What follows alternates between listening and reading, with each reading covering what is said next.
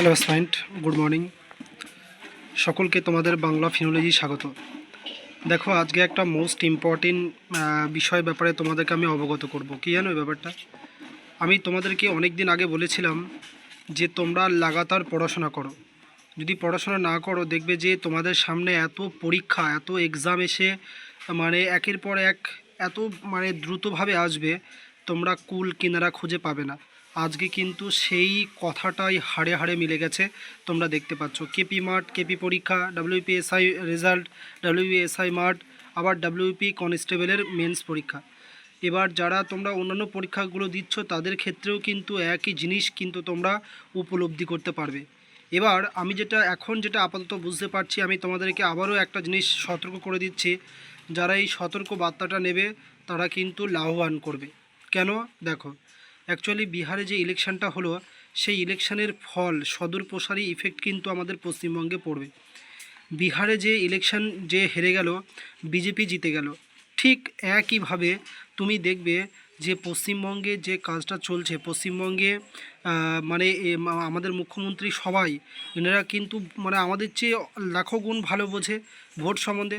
ফলে ওনারা বুঝতে পারবে যে এত কিছু করা সত্ত্বেও যদি বিজেপি জিতে যায়, বিহারে যদি হেরে যায় নন বিজেপিরা, তাহলে নিঃসন্দেহে আমাদের এখানেও তার ইফেক্ট পড়তে পারে। ওই জন্য সামনে যেহেতু ভোট আছে, ওই ভোটের আগেও কিন্তু একটা প্রতিযোগিতামূলক পরীক্ষার বিশাল বন্যা কিন্তু বইবে।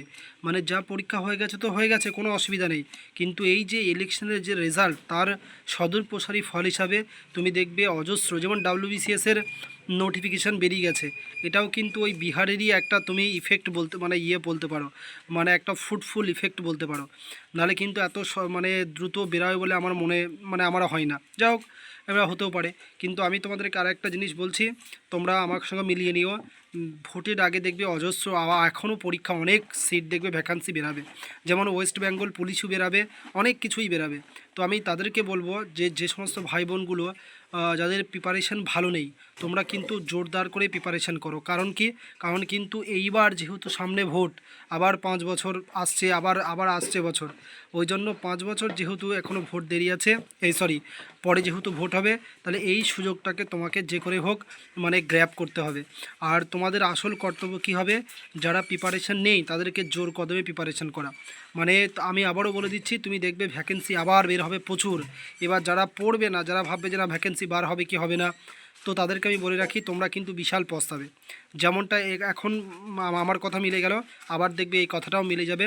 তুমি যদি আমার কথা শোনো, তাহলে কিন্তু তুমি অনেক লাভবান হবে। যাই হোক, আমি বলতে চাচ্ছি, সামনে কিন্তু আবার প্রচুর ভ্যাকান্সি বেরাবে ভোটের আগেই, 3-4 মাসের মধ্যেই তুমি ধরে নাও পরীক্ষাও হয়ে যাবে। সুতরাং তার জন্য কিন্তু বি প্রিপেয়ার ফর দ্যাট, তুমি পুরো প্রিপেয়ার হয়ে থাকো, রাইট?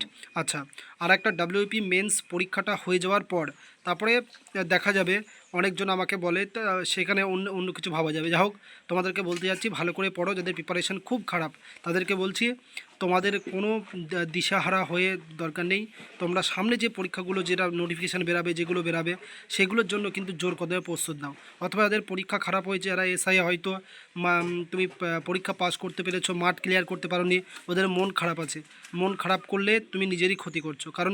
কারণ সামনে তোমার এত পরীক্ষা হবে, কোনো না কোনোটা একটাতে চান্স তুমি পেয়ে যাবে। Thank you and have a good day.